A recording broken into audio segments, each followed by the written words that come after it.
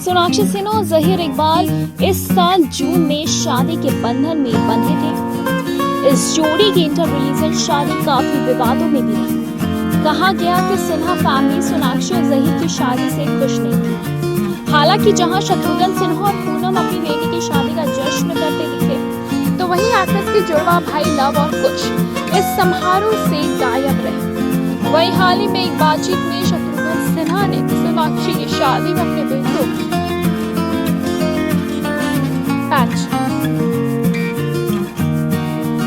शत्रुघ्न सिन्हा ने सोनाक्षी की शादी में अपने बेटों लव और कुश की गैर मौजूदगी पर चुप्पी। दरअसल मीडिया रिपोर्ट को दिए गए एक इंटरव्यू में शत्रुघ्न सिन्हा ने यह बताने से इनकार कर दिया कि उनके बेटे सोनाक्षी सिन्हा और जहीर इकबाल की शादी में क्यों शामिल नहीं हुए थे। हालांकि दिग्गज अभिनेता ने कहा, मैं शिकायत नहीं करूंगा, वो केवल मनुष्य है, वो शायद अभी भी इतने परिपक्व नहीं हुए हैं। मैं उनका दर्द और भ्रम समझता हूँ।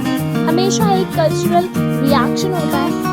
शायद अगर मैं उनकी उम्र का होता तो मेरी भी इस पर ऐसी ही प्रतिक्रिया होती, लेकिन यहीं पर उनकी मैच्योरिटी, सीनियरिटी और एक्सपीरियंस आती है। इसीलिए मेरा रिएक्शन मेरी बेटी जितना एक्सट्रीम नहीं था। जब उनसे पूछा गया कि क्या वो अपनी बेटी के अंतर धार्मिक विवाह के समर्थक है, तो उन्होंने कहा, बेशक मैं अपनी बेटी का समर्थन करूंगा। मेरे पास ऐसा न करने का कोई कारण नहीं है।